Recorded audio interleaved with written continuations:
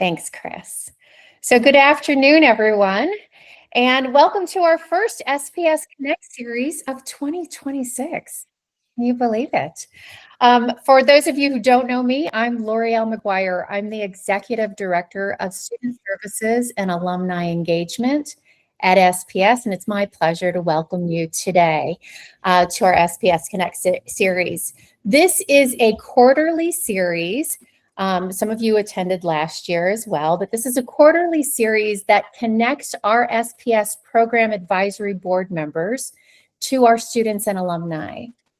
Our Program Advisory Board members are leaders in their industries, and we get to hear from them and have them weigh in on timely and relevant topics. So today's conversation will focus on the shift from doing the work to directing the work.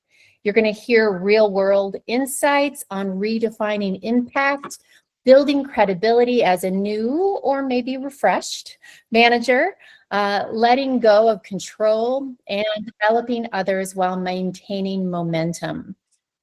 Now, it's my pleasure to introduce our speakers for today's session. First, we have Dr. Eric Kirkendall. He is a member of our Health Informatics Program Advisory Board and works for the Wake Forest School of Medicine. He is a physician scientist and clinical informaticist dedicated to deriving measurable value and impact from health technology, particularly through the responsible application of AI and emerging innovations. Well, Eric, and joining Eric is Tyler Trout. He is representing our FinTech Program Advisory Board. Tyler is the co-founder and CEO of DebtBook, a purpose-built treasury and accounting software platform serving public sector and nonprofit organizations. He founded DebtBook after nearly a decade in public finance, where he saw firsthand how legacy tools hindered strategic decision-making for teams managing complex portfolios of debt and leases. Moderating our conversation today is Tiffany Tate, the founder and CEO of Career Maven Consulting. As you all know, Career Maven is a strategic partner of SPS, providing one-on-one career counseling to our students. Tiffany is a double Deke, although she's more known for her expertise in career development and leadership, as well as being a female entrepreneur and in-demand keynote speaker. So thank you, Tiffany, Tyler, and Eric for being here, and for all you do for SPS. Before we dive in and before I pass it over to you, Tiffany, I'd like everyone to be reminded that this session is being recorded. I encourage you to use the chat function throughout the event to ask questions, and we will have a dedicated Q&A segment later in the program. So over to you, Tiffany. Thanks, L'Oreal. I'm really excited to have this conversation with Eric and Tyler today. Before this session, we connected to talk a little bit about where we were headed. And before we jump into our questions, I'll start with Eric and then Tyler. Would love to invite you both just to share briefly what your role is in layman's terms for the audience and what span of control looks like, right? Because leading people can look wildly different depending on where you sit. Yeah, I feel like I could chew up about 45 minutes of this hour just kind of going through my thing. But the short version is that I have a couple of roles and they've kind of evolved over time. And I think that evolution is pretty germane to this discussion today. So I first came to Wake to start an innovation center within the School of Medicine and associated with Wake Forest Baptist. Small team there. So we grew it from, I was, in startup terms, I would be employee number 2 or 3. I think I was 3. And we grew it over time. About 3 years ago, I took on a larger enterprise role within the Advocate Health System. So our local health system here in the Wake market underwent 2 M&A kind of activities. And so we became parts of a very large health system. When that happened, I kept my old job. So running the Innovation Center, which was focused on a lot of IT and artificial intelligence related activities. But I started spending more and more time in an IT operations role. So for Advocate, I'm part of a very large team. And my role really is to be the lead clinical IT executive that focuses on the academic aspects. So research, education, and innovation. So I kind of float back and forth between those two roles. Two very different sets of dynamics in managing those teams. Very flat hierarchy over in the Innovation Center. More of a traditional, roll up, roll down kind of cascading organizational hierarchy on the other side. Some common themes amongst those, though, is that despite what the org charts look like, there's still a lot of communication and collaboration, even for those who aren't my direct reports and on all those other things. So just to kind of take your question head on. So on the innovation side, I'm doing a lot more of like R&D type work. So research discovery, a lot more cutting edge stuff that's a little bit riskier. Over on the IT operations side, it's a lot more of some of the day-to-day things like, providing infrastructure, servers, cloud infrastructure, that kind of stuff, so that we can just keep the lights on, doors open, things rolling there. I bridge those two gaps, and that what I told you before is that my scope or span of control is really in that academic space. So that's where my worlds kind of cross over. Thank you, Eric. Tyler? Yep. Excited to be with everybody. So my name's Tyler Trout. My role at DebtBook is Chief Executive Officer. It sounds like that means the boss, but what does it really mean? I don't think of my role so much as telling the organization what to do. I think more of it as cultivating, nurturing the business, coaching the teams. A couple of things that I really focus on predominantly. One of the first and most easiest things to get to is I work and lead our long-term strategy session work that we do. We put together a comprehensive 4-year growth plan, very detailed document that helps our company understand what the goal is for our business, and then how are we going to achieve that? What are the objectives? What are the KPIs that we're going to track? So I set long-term strategy for the business, and I of course do that in collaboration with our company. I am the responsible party for investor relations. We need money to go and do the things that we want to do. And it's an area where I can create great leverage for our company. I can go and get us the right amount of money from the right investor with the right expertise to go and fund that strategy. I'm responsible for the company that we create, the culture that we have, values, for example, value setting, also ensuring that we recruit the right professionals, both and primarily at the executive level, but also throughout the company. Do we have certain teams inside of our business that are not hiring in a values aligned way? So make sure that the right people are here. I make sure that we have the right vision for our company. I make sure that we have the right amount of money for our company to go and achieve that vision. And then I sit on top of it and I have oversight for it. I'm also an element of our marketing. I go and try and drive demand through partnerships and engage with our partners and potential partners as well. Looking at my notes here really quickly, I think that's really what I do all day long. Thank you, Tyler. Can you share about how many folks are in your organization as well? Absolutely. We're about 130 employees. Our company is 7 years old. We let's see, are about a little bit over a $30 million revenue business. So we are a software company. I think this conversation today is interesting because I came into this role as CEO really never having managed before. I was in banking. I was an individual contributor. I worked with one professional to help me, but I was really alone. Then I started the company, and people will joke all the time, if you want to be a CEO, fastest path is to start your own company. I totally get that. That was me. I was by myself in my guest bedroom when we first started, CEO Tyler. But one of the most painful experiences that I have had in my maturation, my development, is learning how to be a manager, learning how to manage managers, learning how to be an executive. It is really hard to do it really, really well. And I've had to go through that myself on this journey, so I'm excited to share more.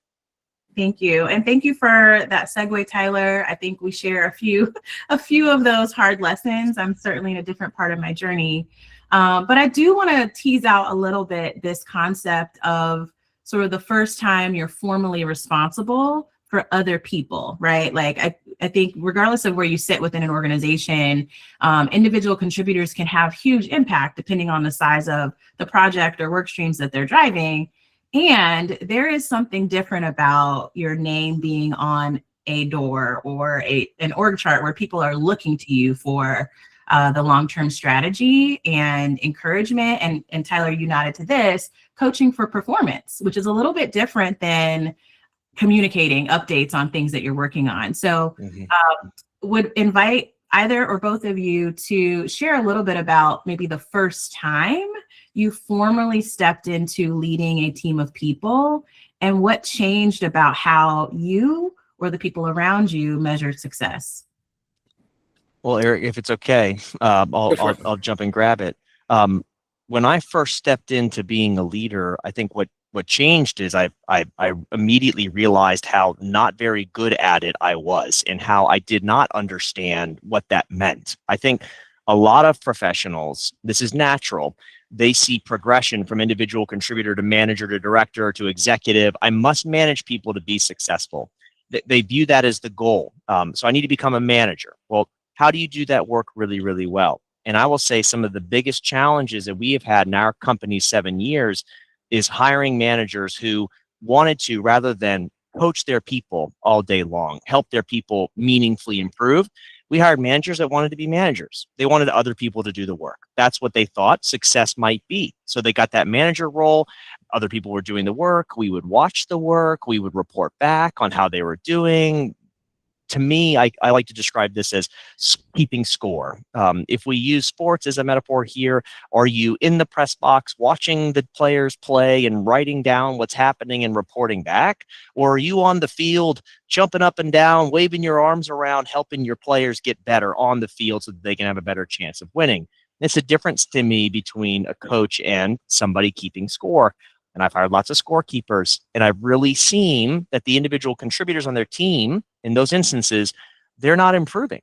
And so this is a overly simple way of thinking about it. I think the best managers are the individual contributors that are great at their job, that want to transition to helping other people be great at their job. You have to be able to show people how to do the work exceptionally well. And if you can, guess what? The best people want to work for you because you're making them better, which is going to correlate with your income and your role, title, all those kinds of things inside the business. So just a really simple softball one to start with here. I think being a great manager to me is, can you make your team better or not? And if the answer is you can't make them better, you can't be a good manager in my book. I love it. Hot take already. Thank you, Tyler. Okay. Anything to add? Yeah, I think you sort of started by asking when did we first sort of step into that leadership role. Part that I didn't really focus on very much in my introduction was that I'm a pediatrician as well, I'm a pediatric hospitalist. And so going through training, and you're always parts of teams, and you learn what good teamwork looks like, and you get some good modeling too, right? You've always had somebody senior to you making decisions, and you had some safety nets there. In the clinical side, stepping into the leadership role for the first time is that when you become an attending, right? When you're the most senior person on a care team. And that was a huge time for personal growth because so much is at stake for the decisions that you make. And, you're the last name on the papers and the documentation for everything. And you're responsible for the patient's care. And so I think that was the first time that there was a tremendous amount of pressure on me as a leader, and I had to really grow as a leader to lead the rest of the team and to give other people on that team space when the consequences are so important there, right? So lots of nights of sitting up and logging into the computer and checking on the status of my patients while my teams were out there doing the work because I was worried and all the things. So, but I think I've always been the beneficiary of a lot of great mentors, which I'm an pretty independent person. I thrived very well in the early days of just give me a task and I'll go do it, and I'm going to do it really well, or at least do my best at it. I had to learn how to really engage other people, how to delegate stuff was kind of a tough lesson to learn. And so that was kind of my leadership journey on the clinical side. On the IT side, I think some of the best advice I ever got when I changed roles from a good mentor was when I was, talking things through and telling them about the team composition and how I would be stepping up into a new level of leadership. Their response was, now you're responsible for a lot more people, not just yourself, which sort of made me pause for a second, because you're kind of, you know, a little bit self-absorbed in those moments. You're trying to make the best decisions for you and your family. And then all of a sudden you're like, oh my goodness, this isn't all about me, right? It's about everybody else, which, you know, anyway, underneath the surface, but it's the first time that really like hit me and I had to shift my focus quite a bit from being very internally focused to externally focused, not just in team performance, but what's best for the rest of the team. So a couple of different experiences in my background where there were some big leadership jumps. The last thing I'll say is, in addition to some really awesome mentors and some people I could watch and model things after, I've been very lucky to be in several organizations that had leadership development programs and leaders that put me, you know, thought I was a good match for the program at the time and put me into those programs. So I've benefited quite a lot from all of those things over the years. Thank you, Eric. If it's okay, Tiffany, I can. There's a couple of things that Eric said that I really like that I can piggyback on. If that's all right. Sure. So the two things in there. One thing is delegating, and I think this is an area where a lot of people really struggle, and you have to do it really, really well. There's a gentleman. His name is Andy Grove. Andy, longtime CEO at Intel, Hungarian immigrant. He is a I will forget exactly what his profession was before he got into that role. He's an engineer. He wrote a book called High Output Management. And in this book, he described task relevant maturity. You could have a really experienced team member on your team, but if they have very little relevant experience with the specific task that you're giving them, you cannot walk away from them. Maybe not micromanage. I know that's a bad word, but like really, really close. Like, how close should you get to the person that's doing the work? So you can have very experienced professionals that work for you, but are doing new things. You cannot walk away from them. You have to make sure that they're successful. And then sometimes you'll have inexperienced people that want all the space in the world. And I think as a manager, you're going to have to make those decisions. Like, when do I delegate? Like, when do I give this person more room? Do they have tremendous task relevant maturity? This person's proven over and over and again, they know how to do this specific task. Great. I get to back off. I get to give them materially more space to go make their own choices. So like finding the right way and the right moments to delegate is important. And this is just a failing of mine. I thought earlier in my management journey that my job was to go and recruit exceptional people and let them go and do their jobs, which is really nice. Like, that sounds like something that an employee wants to hear, the individual contributor wants to hear. But if that individual doesn't have the appropriate task relevant maturity, and then you give them too much space, they can be harmed and you can be harmed because of it. And agree with Eric's points perfectly. If you're leading a company now, the whole company gets harmed and all the families get harmed. And there's really cascading negative impacts if you mismanage your teams at whatever scale you're at. Absolutely. Thank you, Tyler. I saw that the resource you mentioned was dropped in the chat. So if you're listening live or watching this later, I'm sure there will be a recap of the resources that both of our guests share. I do want to double click on some things that we've sort of bubbled up here so far. Coaching for performance is both role or task specific and situational, right? So someone may be exceptionally bright, they may be technically skilled, and perhaps you are in the middle of, I think about pandemic times, and many leaders across industries were called to engage with their teams very differently because the personal situations that everyone was navigating was something that no one had seen before. And so sometimes we're invited to, of course, the technical expertise, financial acumen, business acumen is all there. And what I'm hearing from both of you is that being the leader who's supporting team members, whether you're a team of 3 or a team of 300, requires you to look around and see what individual people need to skill up. And you have to spend time with your people, which I know gets a little bit more challenging the higher you go in the organization. But I'm curious to know, when you think about, Tyler, you've been very open and transparent about how you didn't feel like you were a very good manager in the beginning. And I personally think that no matter how long you are in industry, you're always learning and you're always growing because the situation is different. I'm curious to know if you're willing to share a specific example of where you felt like you got it wrong and what you do differently as a result of that scenario. Well, it's trauma based. So the first one that hits my brain is came right into my brain. And there are so many things that you'll do wrong. I think just broadly, if you have a growth mindset and you're really focused on getting better, you're going to find silver linings in everything. Even if you do something really poorly, but if you're open to that feedback, you can go incorporate that to get better. But I'll answer the question. I'll give you a specific example. This is probably 3 years ago. We were about a $10 million business, something like that. We were growing really quickly. We were under lots of pressure. We had expectations to double our business every single year. And we had an executive team that was earlier in their careers. We don't have a lot of people that have done this 4 or 5 times. We've got a lot of people that are doing it for the first time together. And there's one professional. She sits next to me. She's not sitting next to me right now. And she is a longer term processor. She wants all the facts. She wants to sit down and understand it and incorporate it. And then she wants from there to be able to say, okay, this is my perspective. This is my belief.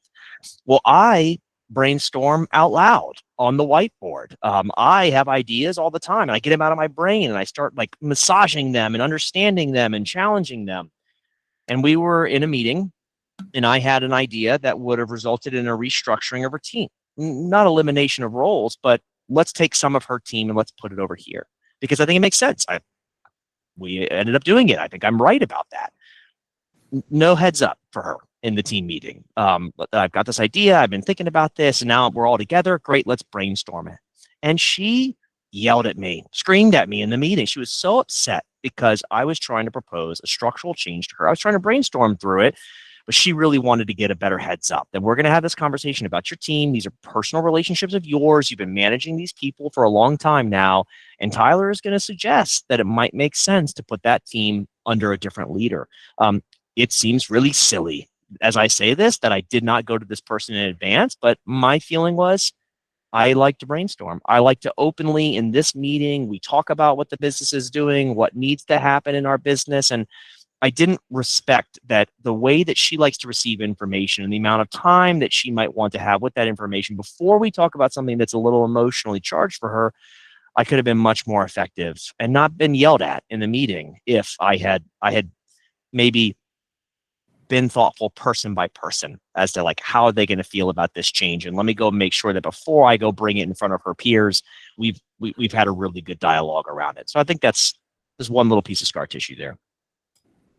Thank you for sharing that. Of course, I don't know her, but I'm curious to know who was more traumatized by that experience. Having been in that scenario, I appreciate your naming and naming, I got that wrong. And here's what I did as a result. So, and I also love that you shared the change still happened, but maybe how we deliver information to our team needs to be thoughtful and nuanced, and maybe in what, maybe it's not in front of the entire team.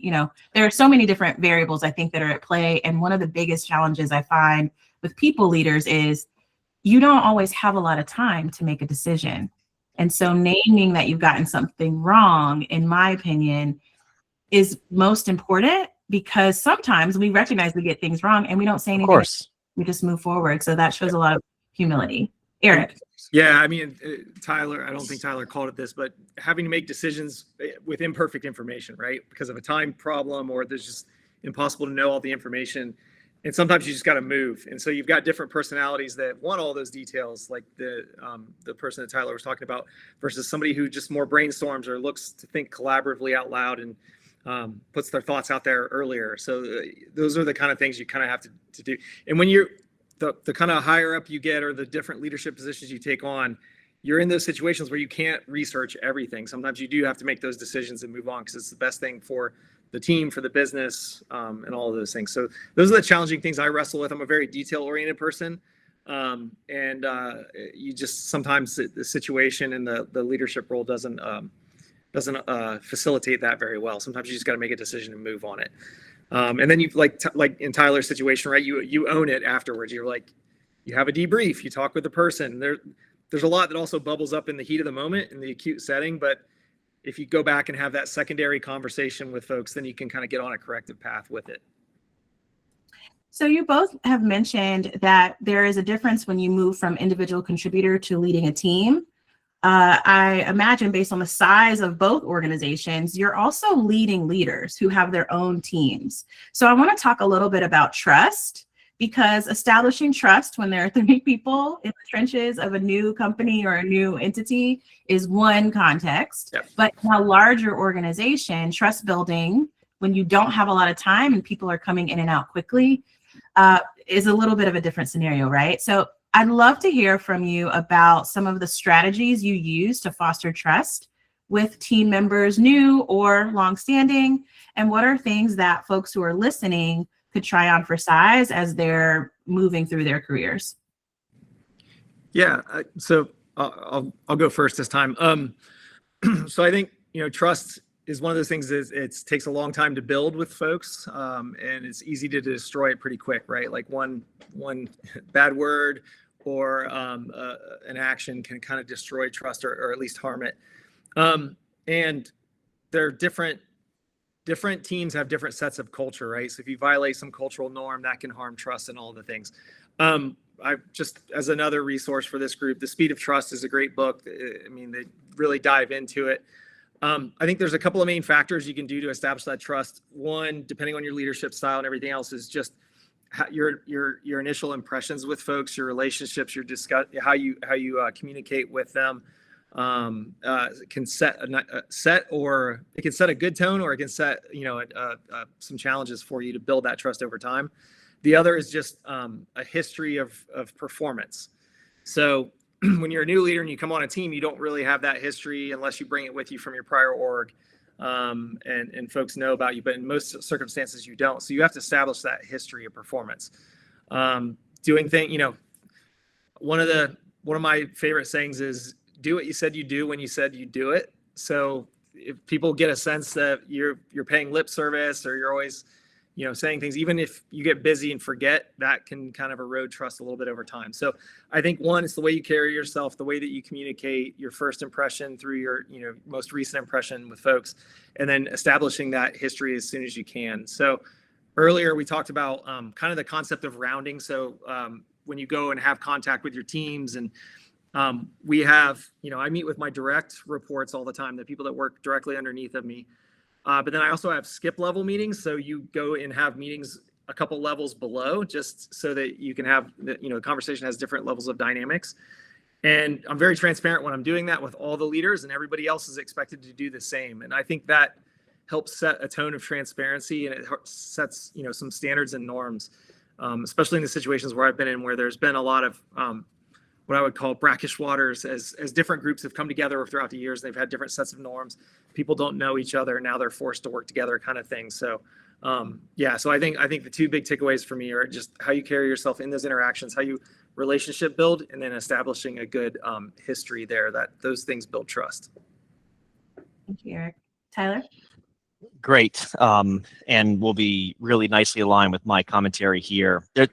It's a huge question, and so I'll break down some of my quick thoughts. I think the first thing is integrity, is honesty. That's the number one. You can lead organizations, but not all organizations are good organizations. There's lots of bad organizations, lots of bad teams, lots of bad cultures. Are you rising up in a culture that's a low integrity culture? That doesn't sound like the company I want to work in, but people do that. Like, people lead those companies. There's so many of those businesses. So I think for me, the best people are not going to stand for it. They're smart enough. They're successful enough. They're in demand enough. And if they're working for a low or moderate integrity leader, they're going to leave. They're going to go someplace else. That's my core belief. And so I think that all of this whole game, and by game, I mean running teams, building businesses, doing what you do, it's all leadership, and it's all people. Like, that's the whole entire thing. And I think it starts with being honest and being a high integrity person. We recruit for kind, curious, talent, ambition. We are not a company where if you are a low performing individual contributor, you will be around for a long time. We will performance manage you out of the organization. The best people, we hope, will want to work in our business because we will improve them all the time, and they will work for their managers because they trust their managers. So how do you get there? I think it's self-improvement. It's like constant growth mindset. I'm a first-time CEO. I knew none of the things that I know now when I started. I had to acquire all the scar tissue. And the only way that I was going to do that is by going and doing. But what I tried to do is be really open and honest. I don't know all the answers. You can't look at me and say that Tyler's the CEO, so he knows exactly what to do. 7 years ago, I was a banker. Like, so how could you possibly make that assumption? But what I will do is I will go and be open-minded. I don't need to be right. I want to find right. I want to go find the right answer. And I'm open to my different team members and their perspectives. And let's go focus on this outcome together. I've met a lot of managers over time that deeply need to be right. It's really important that they are correct, and that is not the right perspective. The right perspective is, how can I get my team to the performance or the outcome? How can I get my team to right? And when you have a manager that's really focused on being right, they become a little dictatorial. They become a little defensive. They can't be challenged by their teams, and that's not a fun place to work. The best people want to leave those teams. But when you have managers or executives that are open and are honest, that, hey, I don't know all the answers, but this is the outcome I would like to get to. And do you all agree that that outcome sounds great? All right, let's start charting courses together. Then you're going to give your team some time and some space to contribute to that, to feel like they're engaged in that. And they also know that they can make a mistake. Their CEO, their boss, their manager is on stage saying, guys, I goofed up. I messed it. I missed this. This is my fault. It gives them, I think, it gives them some space to be able to say really similar things. Another thing that's true here on like management, I would say, like, how do you build trust? I would say focus on being outcome focused, not necessarily like how you get to the outcome. And so there are some managers that say it's absolutely my way all the way through. You do it exactly like this, and they're frustrated if you deviate from that plan. If you want to build trust and lead high performing teams, I think you've got to respect that you're going to recruit talented people. They need some space to be able to work with you and get to that outcome that we all collectively share. So I'm going to check through my notes and see if I got more for you. No, I'll just pause. I'll pause with that. And thank you, Tyler. So you both shared some very rich nuggets, and I see that the chat is lighting up. I do want to double click on the outcomes focus as a leader, right? Before this call, we talked a little bit about delegation, and I believe deeply that delegation is about helping people know what success looks like, what is the outcome we're looking for, and then either coaching them to get there or giving them the resources to get there. So I'd love to hear your thoughts on, it could be a specific example, it could be a time maybe you fumbled, your choice, where you've delegated to a team member or a team in a way that helped them build both their capability and their confidence to continue to perform. well, Eric, if it's okay, I'll go quickly. You come over top. Go for it, Todd. Yep. So I mean, if you ask it the other way, like, when's the time you delegated and messed it up? I got tons of those examples where I've gone too far away. Let me talk about the performance. And one of the questions I saw in the chat was like, how do you hold people accountable? How do you set objectives? So I'll kind of blend these together. We're 7 years in. We're just getting good at this. It's taken us 7 years really to do it. We've tried OKRs. We tried all these different methodologies. We've done it poorly, but now we're at a scale where we can actually set these things. So we have good visibility from our 4-year growth plan. Like, what does the company want to achieve? And we did that together. We were delegating out team by team. What do you need to do to be able to achieve this highest level vision? Win the treasurer, become an AI company. Okay, what does that mean very specifically? And then what does the product team need to do? What does engineering need to do? What does design need to do to become an AI company? You let those team members go and come back with that. But now that we have done that, we have team by team, quarter by quarter for this upcoming year. What are the things that have to happen for us to be on the right path to achieve our 5 key strategic themes inside of our business?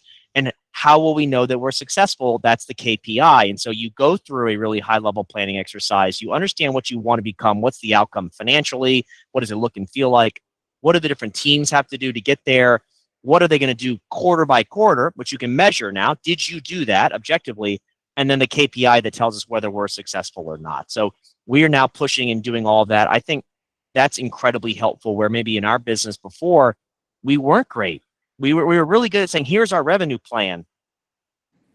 And off we go. Like, here we go. We're going to go do it. But there wasn't a lot of really clear structure, and teams were, I think, doing what they thought made the most sense, but there wasn't a lot of alignment.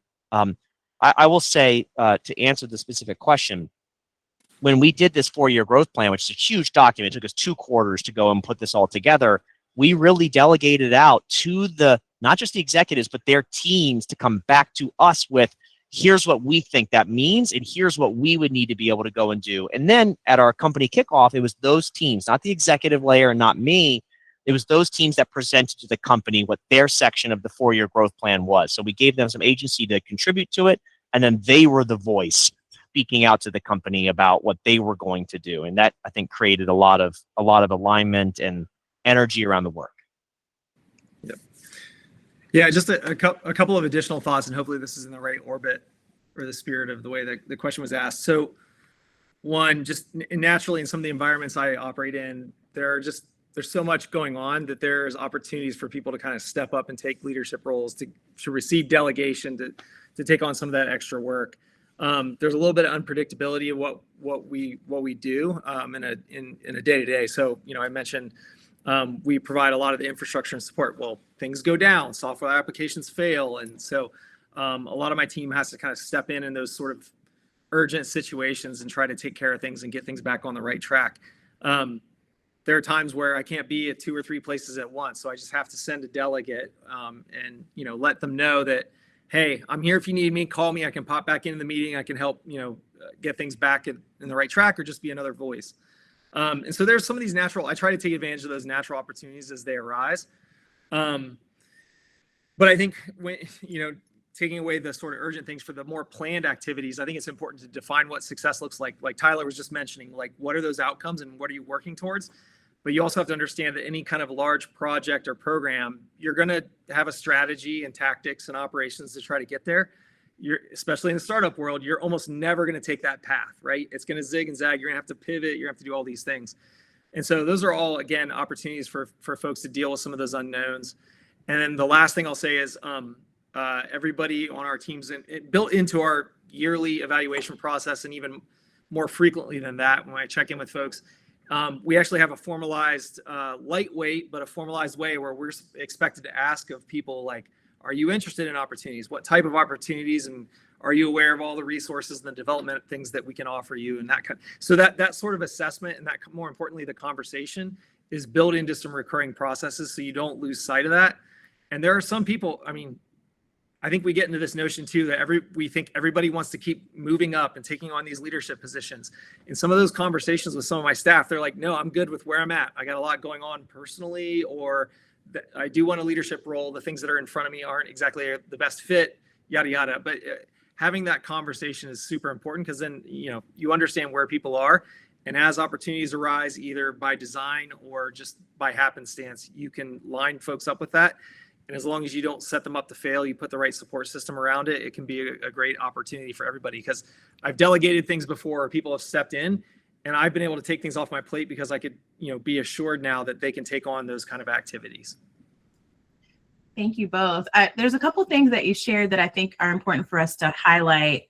One, I think there's a lot sort of on the internet right now about the future of work and how Gen Z is really balking at stepping into formal leadership roles. But for companies to continue to be successful, many of the things that you've described, naming what success looks like and building a strategy that everyone is a part of, is aligned with, and has ownership on, these are capabilities that you can instill in a company's culture without formal leadership titles, right? And it sounds like you're both doing that within your organizations, and it's required for the nature of your work. You've also elevated this concept of outcomes over process, because if people are clear on what the outcome is, and it's not a process heavy task or project, then if everyone is clear on what we're aiming for, what our North Star is, and they have the tools or the people support to get it done, the path that you set out in the beginning might change, but you'll hit your target or be very close to it, right? And so I want to name that for everyone that's listening, that delegation, communication, translating what's important and getting people onboarded into what's important, respecting one another, difficult dialogue, and other things that leaders are called to do are things that you can put into practice long before you are in the chief seat. I think, Eric, you mentioned early on that you had a lot of access to leadership development in earlier roles. And so for everyone listening, if your organization provides those resources, take the good. as much as you can because it'll help you in the long run. Okay, before we transition to audience questions, there is one question I have for all of you because I saw a lot of questions in the chat, so I want to make sure we get to them. What is one piece of advice you would give someone preparing for their first people leadership role? If there was one thing you could leave folks with to do, or maybe do differently if they're already a people leader, what would you encourage them to do? I would just easily say, and I've said it already, make your people better. Like if you can do one thing, it's help them be successful. And if you do that, they will want to work for you. You will have a better chance of hitting your goals, whatever those things are. There's other things that you need to do, but if you don't make your people better, I don't think that you can be a good leader. And if you do make your people better, I do think you have a phenomenal chance of being a really good people leader. Yeah. Yeah, I think this is pretty simple advice, and it's something that even if you're not going through a position change or a leadership level change of it at all, is always a good thing to do, is to stop and think ahead of what am I going to have to start doing in this new role? What am I going to keep doing? And what am I going to give up? Because I think we don't always think about the things that we're going to have to do differently and give up. Those are those delegation opportunities, or if you're changing a role entirely or an org, then that's maybe a different set of activities. But thinking through all that, because it's hard to get out of those ruts as an individual contributor. And I should take my own advice, because early on I had trouble giving up things, right? I'm like, nope, I'm going to hold on to this while I'm also leading. And then you just end up with a crowded plate and you can't get anything done, and things start to not go in the direction that you want. So I think periodically just sitting back and taking stock and inventory of things, the way that I counsel my mentees, no matter if it's on the clinical side and they're going from an intern to a senior resident, or that attending role experience that I mentioned earlier, is always to start that thought process early and start thinking about what you can do before you even get to that next level to prepare yourself. The other thing is to go out and talk to people that are in similar roles, right? Like even external networks of folks or whatever who are in similar roles, and they can kind of give you advice and those sort of things. So I mentioned earlier as well that I had a good mentor who said, well, now you're in charge of people, whole different ball of wax. Here are the things you're gonna have to start doing. Here are some things for you to think about in the meantime. Thank you, Eric. Thank you, Tyler. This has been delightful. I took so many notes. Like I'm always taking notes when we do these. I'm gonna transition us over to Q&A before I kick it back to the SPS team. I see one from Kelly. As a leader, how do you prioritize and normalize wellness for those you lead to create or optimize your culture? I will say, being honest, I'm not good at celebrating wins. I am not good at focusing on the person. This is an area where I can absolutely improve. I am grew up ADD, probably still got a little bit of it. I hyper focus on things. I obsess on things, and I am super obsessed with our company hitting our goals. And I need our people doing, this is now I'm quoting from Ben Harrison, who's a founder of a company in Charlotte. It's a $200 million business now. Your people have to do unnatural things if you want to go and do exceptional things that are exceptionally hard.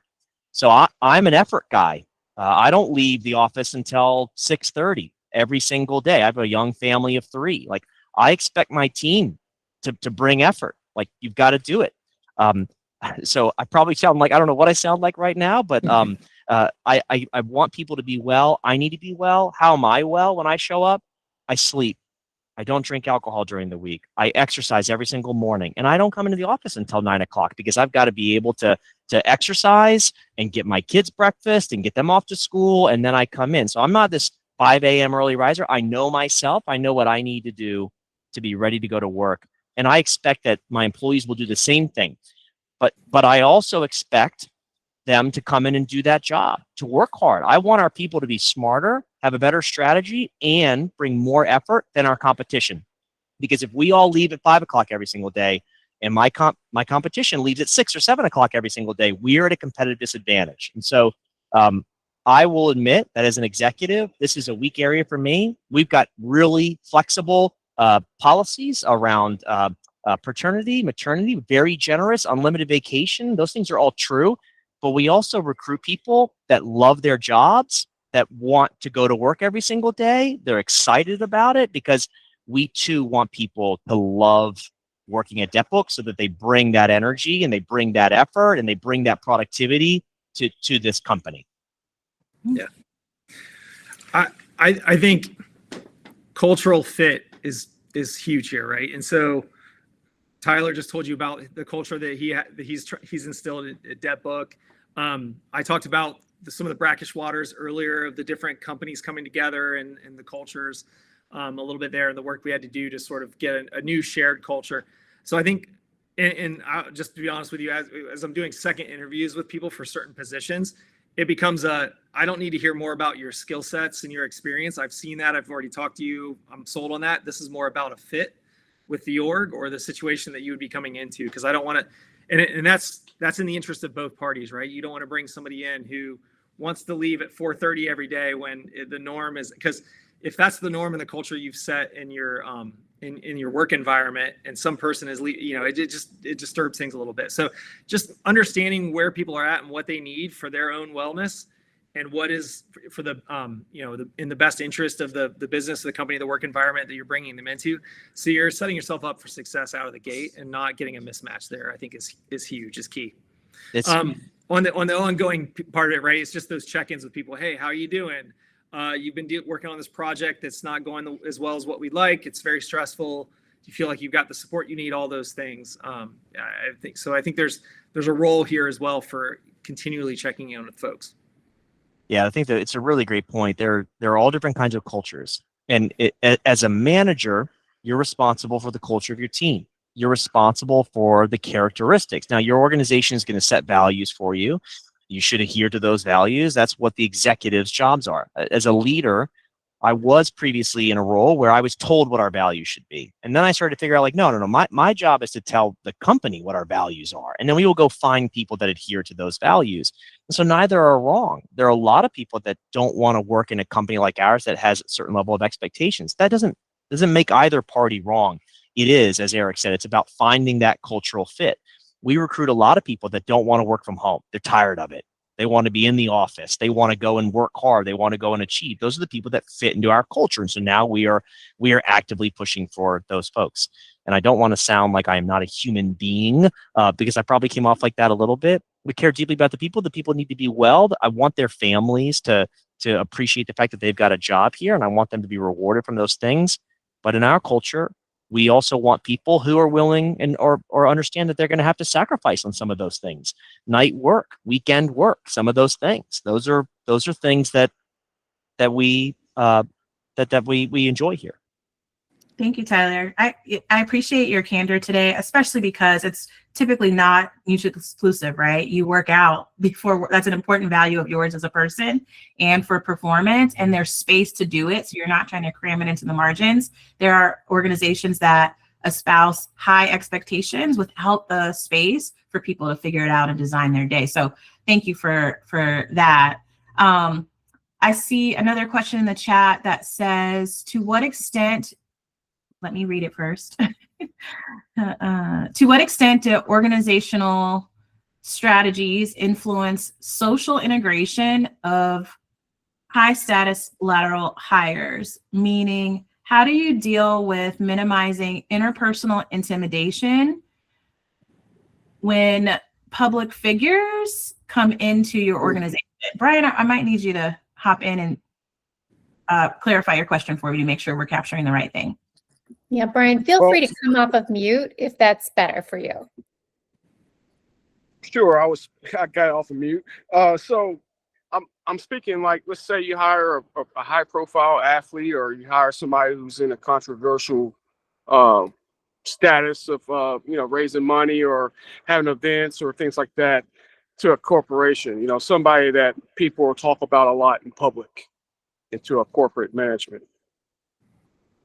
We don't really have this problem. We don't have any public figures or athletes. I would say, right. It all comes back to leadership. It all comes back to people. It all comes back to integrity and values. Like really, you can like bring all these things back. What kind of company are you trying to create? What kind of team are you trying to build? Is this person going to contribute meaningfully to that culture that you're trying to create on your team, your company, department, whatever it is? You have to make those decisions.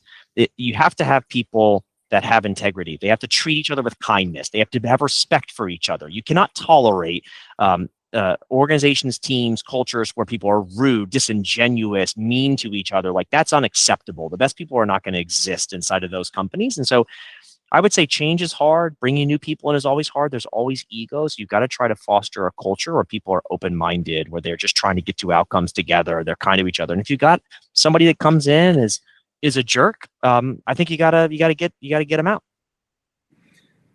Yeah, I was gonna say if I'm interpreting the question correctly, you're basically saying what happens if you hire in somebody like prima donna or there's some cultural mismatch with what you bring in. I think just being aware of that up front, asking questions as best you can to try to understand again that cultural fit that I was mentioning earlier.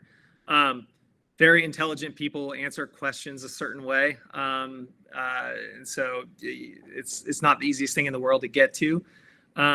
If you're in a situation where you can talk to references where that's appropriate to do, just figuring out how this person operated in other environments is helpful and informative too. You have to always be aware of that, and whenever you bring somebody in, you have to just kind of keep your finger on the pulse, right? Like what's happening with our culture. Continue talking with your, I don't know if incumbent is the right word, but your current employees, the ones that were there before the person came in, and just make sure it's a good fit. And a lot of companies have a 60 or 90-day reevaluation process, right? And so again, natural architected opportunity to have those conversations. Okay, I think we have time for one last question, and I see it in the chat from Felicia. As leaders of your companies, what are your thoughts or strategies to navigate what the CEO of JP Morgan stated about companies preparing for AI replacing lower level or entry level jobs in finance, accounting, etc.? I'll go. It's a big topic, and it's uncertain. Here's my perspective, and I think these are I'm just speaking our truth. My job as CEO, the incentives that I have for my board is to build as big of a company as we possibly can. We're going to do it the right way. We're going to go solve real customer challenges. It's not financial engineering, but we want to go build a big company, lots of revenue, efficient, lots of profitability. That's my job. I'm a revenue-oriented business, which means that top-line revenue is more important to me than cash flow. So when I think about efficiency gains from AI, I think about how do I grow my business faster? That's a good fact. It's a good fact to be inside of our organization. But we, at the exact same time, are looking at all the work that's happening inside of our organization with people and spreadsheets that we could replace with a computer. We're looking at that logically. You should. Can we get more efficient through the utilization of these tools? If I don't do these things, my competitors will, and I'm put at a disadvantage. This is logical decision that we're going to make, that we're going to incorporate these things and we're going to go try to be more efficient. And for our people, it's good because we are not looking to just reduce headcount. We would want to reinvest all of these dollars back into our business. Now, if my business was a cash flow business, if I was responsible for making and producing cash, and there was a way for me to use these tools to improve that, and that's how I'm incentivized, and my board's going to fire me if I don't, then I'm going to do those things. And that means that we will reduce spend and we will replace. And that's going to happen. It's absolutely going to happen. I think the AI, the acceleration of AI and the potential negative consequences, they are really, really real. And this is what I lose sleep over, just personally, professionally, all those things. I think different companies will utilize the benefit in different way. I think everyone's got to get on board. Everyone's got to use the tools really effectively. And then my hope is that companies like ours will, and I would hope this, like we'll still recruit young professionals, entry-level professionals into our business, but they're going to have to utilize these tools, and hopefully they can go and do more impactful things inside of our company for our customers. But this is this is a huge thing, and it's potentially a real big challenge for all of us. Yeah, in healthcare, we actually have some areas where we have labor shortage or shortage of personnel, and so for a lot of what we're looking at AI, we're looking to fill those gaps, right? To make people more efficient, so that we can drop the number that we're behind here to get to where we need to go as far as a productivity standpoint goes. it is true that there's going to have to be a lot of sort of reskilling or upskilling of folks as these tools come on board and we see what the real true value is that we get out of them. And we're heavily engaged with our people and culture teams, our human resources teams, about what that strategy looks like. And we're going to roll out education and a whole lot of other things to all these folks. It's become part of our high level strategy. The kind of other piece of this is, I dropped my thought there for a second, but it is a big topic. The trends are changing and moving around all the time. Oh, I know what the other point was going to be. When we look at using working a different way in the future, a future with more and more AI infused in our work systems, there's sort of four main buckets of ROI or returns that we think we're going to see. So we're starting to categorize these things. There's a couple of different kinds of return on investment. Those are things you see with new revenue generation or cost savings. There's a return on what we call return on future. So that is cost reductions that we're not going to get right away, but they're coming because we make the investments today. And the fourth one, which is very germane to this question, is return on our teammates and our staff, which is we're going to invest in some AI tools that make their lives easier and better. Even if when you follow the dollars, it may make them more productive, but it doesn't end up in this super highly measurable way. But we are hearing in our qualitative feedback from our staff of these are tools that are amazing. They're changing my life, X, Y, and Z. And you can see that in some secondary survey data and other stuff that comes out. I'll give you an example. I'll give you a real world example right now. One of the most ubiquitous forms of AI in the last couple of years that's infused into healthcare is the ambient dictation tools. So the ability to just turn on an app in a patient engagement encounter, talk to the patient, make eye contact, do all the things, and let the AI and the software transcribe that note for you. And that's something that we used to have to type out. We're seeing efficiency gains in a bunch of different ways that we're measuring it. We're not seeing huge amounts in the revenue that's being generated off of it, but it's life-changing for those clinicians that are using it. That's a return on staff, return on personnel or employee. And so we've decided to go ahead and continue to make those investments, even though our CFO is not seeing a huge swing in a couple of line items from that. So again, it's a couple forms of return on investment, a return on future, and a return on employee. Excellent. Thank you both so much for sharing your time with us today, Eric and Tyler. I took a ton of notes. I won't recap them all, but I do want to highlight Tyler's commitment in his organization to team members that are kind, curious, talented, and ambitious. I love that. If I wasn't working, I'd ask you to hire me. And Eric, your comments around the sort of people skills and way of being that matters long before sort of the meat or technical skills that your team members bring to the table. We had a couple of books in the chat from Carol Dweck to Stephen Covey that the group will send out to attendees after. And more, maybe most importantly, the concept of leadership is more about how you work and your style of work than it is about your position, whether you're at a small startup firm or a large legacy organization. I'm going to hand it over to John Jones, Executive Director of Academic Programs, to close us out. All right, thanks, Tiffany. First and foremost, I just want to make sure we all thank both Eric and Tyler for their thoughtful and insightful comments today. And I know I've learned a lot that I can apply to my own practice, and I'm hoping that everyone else has as well. That's one of the tremendous benefits that we have at SPS is the resources and the knowledge base that's available through our program advisory board members. It's one of a few things I want to highlight as we're wrapping up. You see on the screen here our QR code for the survey for today's discussion. We'd love it if you could complete the survey. We want to hear from you of what you thought about the conversation today, any ideas that you have in terms of future topics, and how we can continue to improve this SPS Connect series in the days ahead.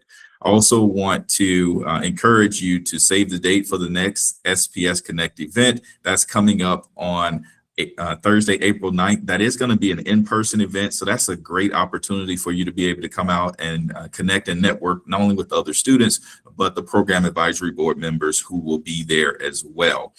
We also have another opportunity that's coming up actually next week. You should have received an invite to the SPS Happy Hour that's happening on Tuesday, March 3rd. So please, if you haven't RSVP'd for that, or if you somehow missed the invite, reach out to Chris, reach out to L'Oreal. We'll be happy to get that over to you. I want to make sure that we're continuing to bring together folks for conversations and networking and opportunities that will really help elevate your experience as a member of the SPS Connect community. And in my thanks, it occurs to me that I forgot to thank Tiffany. Can we all thank Tiffany as well? She did a fantastic job of moderating and helping to lead us in this discussion. So we're very grateful for that. And with that, we'll go ahead and wrap up today since we're at time. Hope everyone enjoyed the discussion, and we look forward to connecting with you all very, very soon.